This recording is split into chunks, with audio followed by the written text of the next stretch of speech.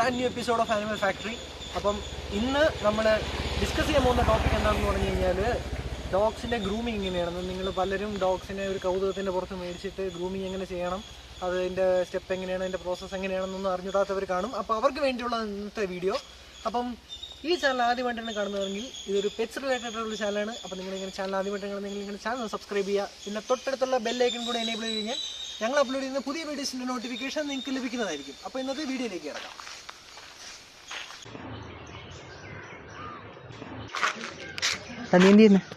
ഞാൻ നമ്മുടെ വ്യൂവേഴ്സിൻ്റെ കമൻസിനൊക്കെ റിപ്ലൈ കൊടുത്തോണ്ടിരിക്കും. നീ ഒന്ന് ഇറങ്ങി പെട്ടെന്ന് പോയാൽ നമുക്കൊന്ന് പോയി ഒന്ന് പെറ്റ് ഷോപ്പിൽ പോയിട്ട് വരാം.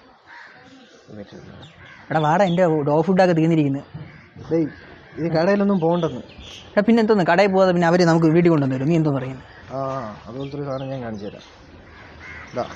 www.petschool.com ഈ സൈറ്റിൽ കയറി കഴിഞ്ഞാൽ നിൻ്റെ ഡോഗ്, നിൻ്റെ ക്യാറ്റ്, ഫിഷിനുള്ളതുണ്ടോ? ഫിഷ്, ടർട്ടിൽ, എന്തായിക്കോട്ടെ നീ വളർത്തണേ, എല്ലാത്തിനുള്ള ഫുഡും ബാക്കി കാര്യങ്ങളും, അതായത് പ്രീമിയം ബ്രാൻഡ്സിന്റെ ഫുഡും ബാക്കി കാര്യങ്ങളും എല്ലാം നല്ല ഡിസ്കൗണ്ടിലും കാര്യങ്ങളിലും ഒക്കെ കിട്ടും. ഇതിന് ഓർഡർ ചെയ്ത് കഴിഞ്ഞാൽ നമുക്ക് ഡിസ്കൗണ്ട് ഒക്കെ കടയിലൊക്കെ പോയി കഴിഞ്ഞാൽ നല്ല റേറ്റ് വരുന്ന കാര്യങ്ങൾ ഇവിടെ നല്ല ഡിസ്കൗണ്ടും കാര്യങ്ങളൊക്കെയാണ്. കൊള്ളാമല്ലേ? അപ്പോൾ നീ ഒരു കാര്യം ചെയ്യും, എൻ്റെ ഡോഗിന് വേണ്ടി ഒരു ഫുഡ് ഓർഡർ ചെയ്യും. അതേപോലെ എനിക്കൊരു ഫിഷിന്റെ ഫുഡ് കൂടെ നീ ഒന്ന് ഓർഡർ ചെയ്തേ. നീ ചെയ്താൽ മതി. നീ നിന്റെ ഡീറ്റെയിൽസ് ഒക്കെ കൊടുത്തിട്ടേ ബുക്ക് ചെയ്തിരുന്നാ മതി. സൈറ്റ് കൊള്ളാല്ലേ?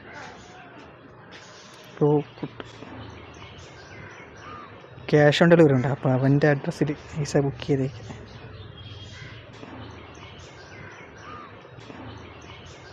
അപ്പോൾ ഞാൻ നിൻ്റെ അഡ്രസ്സ് ഓർഡർ ചെയ്തിട്ടുണ്ട് ചേട്ടാ. അപ്പോൾ പലരും ഒരു കൗതുകത്തിന്റെ പുറത്ത് പപ്പീസിനെ എടുക്കുമെങ്കിലും പിന്നെ എന്ന് വെച്ചാൽ ഈ ഒരു സൈസൊക്കെ ആകുമ്പോഴത്തേക്ക് ഒരു അവരുടെ ക്യൂട്ട്നെസ്സും ബാക്കി കാര്യങ്ങളൊക്കെ കൊണ്ട് അവർ പപ്പീസിനെ എടുക്കും. പക്ഷെ ഒരു പപ്പി അത് വലുതായി കഴിയുമ്പോഴത്തേക്ക് അതിന്റെ ഗ്രൂമിങ്ങും ബാക്കി കാര്യങ്ങളൊന്നും പലരും ശ്രദ്ധിക്കാറില്ല.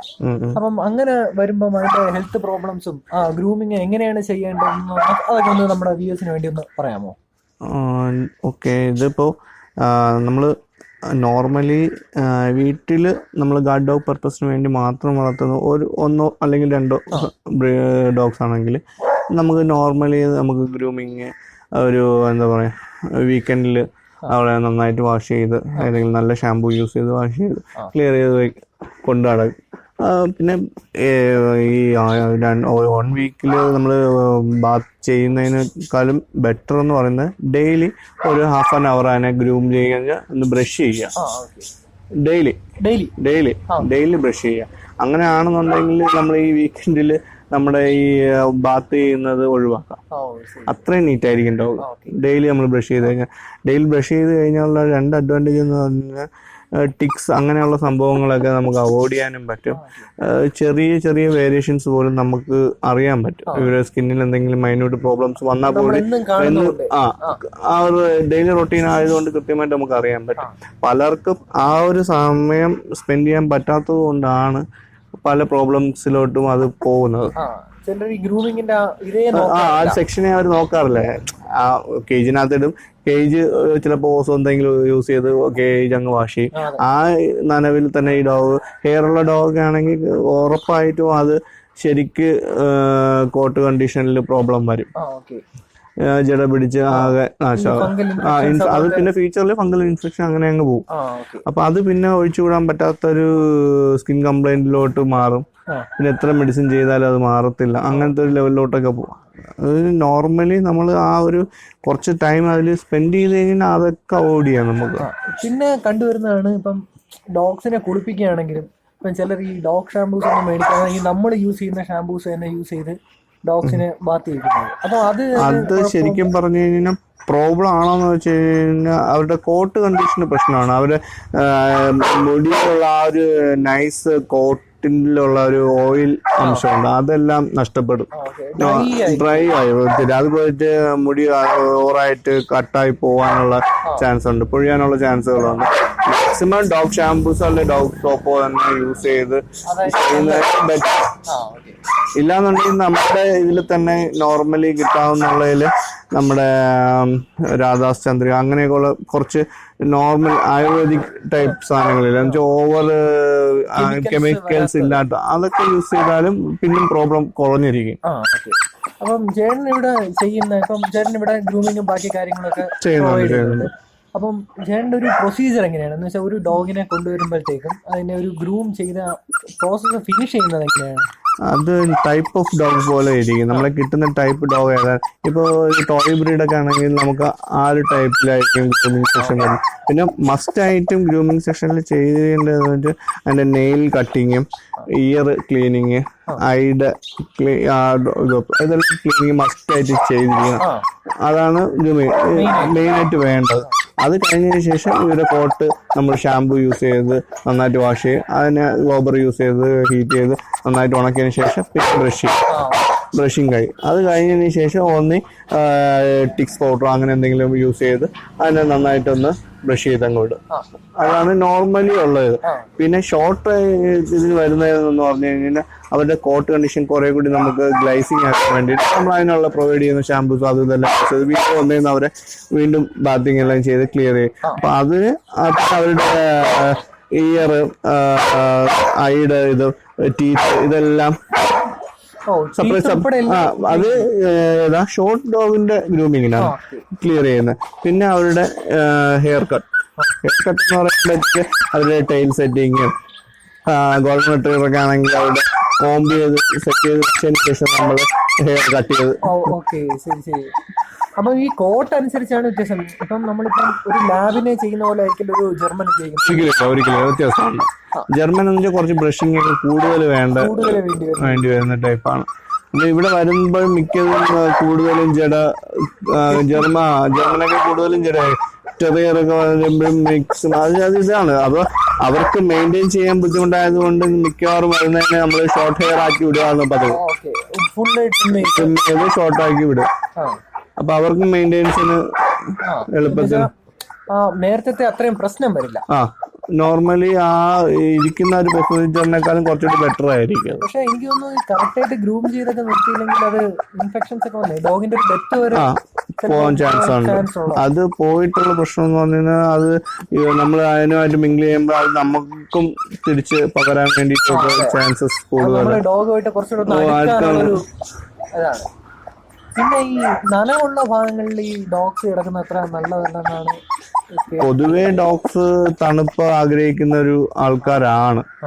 അപ്പോ മാക്സിമം തണുപ്പ് ഉള്ള സ്ഥലത്ത് ഇവർ പോയി കൂടുതൽ കിടക്കും. പക്ഷെ ആ ഈർപ്പം ഉള്ളിടത്ത് കിടക്കുമ്പോൾ ഇവരുടെ സ്കിന്നിനുള്ള പ്രശ്നങ്ങൾ ഹെയർ എല്ലാം ജട പിടിക്കാനും അതിൽ ഫംഗൽ ഇൻഫെക്ഷൻ വരാനും അങ്ങനെയുള്ള ചാൻസസ് വേണം. അതുകൊണ്ട് എപ്പോഴും ഡ്രൈ ആയിട്ടുള്ളിടത്ത് ഇടുന്നതാണ് നല്ലത്. പിന്നെ ഈ ഡോഗ്സിനെ ബാത്ത് ചെയ്ത് കഴിഞ്ഞാൽ അവരെ ഡ്രൈ ആക്കി നന്നായിട്ടൊന്ന് ടവൽ എന്തെങ്കിലും യൂസ് ചെയ്ത് നന്നായിട്ടൊന്ന് തുടയ്ക്കുക, അല്ലെങ്കിൽ ജസ്റ്റ് വെള്ളം അടിച്ചു വെറുതെ വിടുക. പക്ഷെ അത് ഹെയർ നന്നായിട്ട് ഉണങ്ങാതെ ഇരിക്കുന്ന വെള്ളം ഈർപ്പം അത് പിന്നെ ആ ഫംഗൽ ഇൻഫെക്ഷനിലോട്ടൊക്കെ പോകാനൊക്കെ ഒത്തിരി ചാൻസസ് ഉണ്ട്. ചേട്ടാ, പിന്നെ ഈ നമ്മള് ഈ ഡോഗ്സിനെ ബാത്ത് ചെയ്യുന്നത് ഇങ്ങനെ എത്ര ഇന്റർവെല്ല് വെച്ച് ബാത്ത് ചെയ്യണം അങ്ങനെ വല്ലതും ഉണ്ടോ? നമ്മുടെ ശ്രദ്ധിക്കേണ്ട കാര്യങ്ങള് മാക്സിമം ഡോഗ്സിനെ മൊത്തത്തിൽ എല്ലായിടും പപ്പീസ് എല്ലായിടും ബാത്ത് ചെയ്യുമ്പോൾ ഇയറിൽ വെള്ളം പോവാണ്ട് ശ്രദ്ധിക്കണം. കാര്യം വെച്ചാൽ ഇവരുടെ ഇയറിനകത്ത് വെള്ളം പോയി കഴിഞ്ഞാൽ അത് ഒരുപാട് പെട്ടെന്ന് ഇൻഫെക്ഷൻ ആകും അവർക്ക്. ഇല്ലെങ്കിൽ അത് നല്ല കോട്ടൺ എന്തെങ്കിലും യൂസ് ചെയ്ത് നമ്മൾ ക്ലീൻ ചെയ്ത് ക്ലിയർ ചെയ്യണം. മാക്സിമം വെള്ളം പോവാണ്ട് സൂക്ഷിക്കുക. പിന്നെ ഈ ഓസ് ഇട്ട് അടിക്കുമ്പോൾ മാക്സിമം ഇവർ ഇയറിനകത്ത് വെള്ളം പോകാൻ ചാൻസ് ഉണ്ട്. ഇവർ കുടയുമ്പോഴത്തേക്ക് ആ ഒരു ഇതിൽ പോകും. പക്ഷെ അത് മാക്സിമം അവോയ്ഡ് ചെയ്യാം. പിന്നെ ഒരു എത്ര ഇന്റർവെൽ എന്ന് വെച്ചാൽ ആഴ്ചയിൽ ഒരിക്കൽ കുളിപ്പിക്കണോ അതോ? അത് ഞാൻ പറഞ്ഞില്ലേ, അത് നമ്മള് ഡെയിലി ബ്രഷ് ചെയ്യുന്ന ഡോഗ് ആണെങ്കിൽ നമ്മൾ മന്ത്ലി കുളിപ്പിച്ചാലും പ്രശ്നമില്ല. അല്ലാണ്ട് നമ്മുടെ ഒരു ക്ലൈമറ്റ് സെറ്റും നമ്മുടെ ഒരു ഇതും അനുസരിച്ച് വീക്കെൻഡിൽ ചെയ്യുന്നതായിരിക്കും ബെറ്റർ. വീക്കെൻഡിലെങ്കിലും ചെയ്യണം, എങ്കിലേ അത് ആ ഒരു നമ്മളെന്താ പറയാ നോർമൽ കണ്ടീഷനിൽ കിട്ടത്തുള്ളൂ. പിന്നെ ചേട്ടൻ ഇവിടെ ഗ്രൂമിങ് ചെയ്യുന്നതിന് ചാർജും കാര്യങ്ങളൊക്കെ എങ്ങനെയാണ്? നോർമൽ ഞാൻ 1000 ആണ് മേടിക്കുന്നത്. പിന്നെ ഡോഗ് വരുന്ന വർക്ക് അനുസരിച്ച് ഡിപ്പെൻഡ്.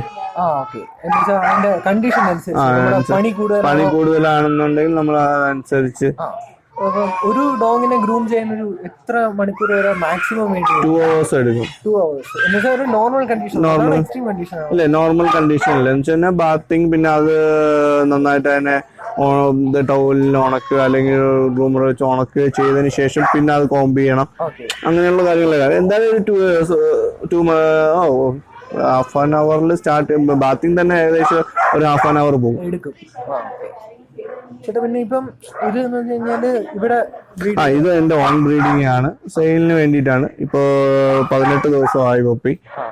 ഇവന്റെ ഫാദറിനെ ഞാൻ ഷോ ഇപ്പോൾ ടൈറ്റിൽ കാണിച്ചുകൊണ്ടിരിക്കുകയാണ്. മദർ ഓൾറെഡി ചാമ്പ്യന്റെ മോളാണ്. അപ്പൊ മേടിക്കാനുള്ള ഒരു ചേട്ടനെ കോണ്ടാക്ട് ചെയ്യാം, നമ്പറും കാര്യങ്ങളും ഒക്കെ നിങ്ങൾ കൊടുത്തിട്ടുണ്ട്. ഞാൻ 45 days കഴിഞ്ഞിട്ട് പപ്പീസ് സെയിലിന് അവൈലബിളിൽ വെക്കത്തുള്ളൂ. കാര്യം അപ്പോഴേ നമുക്ക് അതിന്റെ ഒരു ഗ്രോത്ത് ലെവലും ബാക്കിയുള്ള ഫീച്ചേഴ്സ് എല്ലാം നമുക്ക് കറക്റ്റായിട്ട് പ്രോവൈഡിങ് പറഞ്ഞ് മനസ്സിലാക്കി കൊടുക്കാൻ പറ്റത്തുള്ളൂ. അതെ, നമ്മളൊരു പപ്പി മേടിക്കുകയാണെങ്കിൽ 45 days കഴിഞ്ഞിട്ട് മേടിക്കുക. അത് മാക്സിമം ഫാദറും മദറും കണ്ടിട്ട് തന്നെ മേടിക്കുക. എങ്കിലേ അതിൻ്റെതായ ഒരു ക്വാളിറ്റി നമുക്ക് മെയിൻറ്റെയിൻ ചെയ്യാൻ പറ്റും. ഇല്ലാന്നുണ്ടെങ്കിൽ ശരിക്കും നിങ്ങൾക്ക് വിശ്വാസം ഉള്ളിടത്തുനിന്ന് ആ ഒരു രീതിയിൽ പ്രൊവൈഡ് ചെയ്യാം. എടുക്കാം. അല്ലാന്നുണ്ടെങ്കിൽ നമ്മൾ സർട്ടിഫൈഡ് ആയിട്ടുള്ളത് തന്നെ മാക്സിമം പ്രൊവൈഡ് ചെയ്യാൻ നോക്കുക. അപ്പോൾ അവരുടെ പാരൻസിന്റെ ഒരു 3 generationലെ കംപ്ലീറ്റ് ഡീറ്റെയിൽസ് അതിനകത്ത് ഉണ്ടാവും. ഗ്രൂമിങ് സെക്ഷനായിട്ട് ഞാൻ ചെയ്യുന്നുണ്ട്. ഷോർട്ട് ട്രെയിനിങ്ങിന്റെ കൂടെ തന്നെ നമ്മൾ അതിനും ഗ്രൂം ചെയ്ത് വിടുന്നുണ്ട്. പിന്നെ നമുക്കിപ്പോൾ ഉള്ളതെന്ന് പറഞ്ഞു കഴിഞ്ഞാൽ എനിക്കിപ്പോൾ എൻ്റെ കൂടെ ഫ്രണ്ട് സർക്കിളിൽ ഒത്തിരി പേര് നിന്ന് സപ്പോർട്ട് ചെയ്യുന്നുണ്ട്. ഇപ്പോൾ ട്രെയിനിങ്ങിനാണെങ്കിൽ തൃശ്ശൂർ ഒരു ബ്രാഞ്ച് ഉണ്ട്. ജയേഷ് എന്ന് പറഞ്ഞ ഒരു ചേട്ടന്റെ സ്ഥാനത്തുള്ള ഒരു പുള്ളിയാണ് അവിടെ നോക്കുന്നത്. പിന്നെ കോഴിക്കോട് ജിത്തു എന്ന് പറഞ്ഞൊരു പുള്ളിയുണ്ട്. ഇതെല്ലാം ഞങ്ങളെല്ലാം ഒരു എന്താ പറയാ ഒരു സാറിന്റെ കീഴിൽ ട്രെയിനിങ് പാസ്സായി കഴിഞ്ഞ് വന്ന ആൾക്കാരാണ്. ജയേഷനൊക്കെ എന്നെക്കാളും സീനിയേഴ്സാണ്. ഇപ്പോഴും എന്തെങ്കിലും ഡൗട്ട് ഉണ്ടെങ്കിൽ ഞാൻ സാറിനെയോ അവരെയൊക്കെയാണ് ഞാനും കോണ്ടാക്ട്. ഇതെന്ന് വെച്ചാൽ അപ്ഡേറ്റ് ചെയ്യേണ്ട കാര്യമാണ് ട്രെയിനിങ്. എപ്പോഴും ഡേ ബൈ ഡേ ഓരോ മൂവ്മെന്റും കാര്യങ്ങളും മാറിക്കൊണ്ടിരിക്കുന്നത്. അപ്പൊ അതനുസരിച്ച് നമ്മളും അതനുസരിച്ച് ബാക്കപ്പ് ചെയ്തുകൊണ്ട് തന്നെ ഇരിക്കണം, ഫോളോ അപ്പ് ചെയ്തുകൊണ്ട് തന്നെ ഇരിക്കണം. എങ്കിലേ നമുക്ക് ആ ഡീറ്റെയിൽസ് കറക്റ്റ് ആകത്തുള്ളൂ.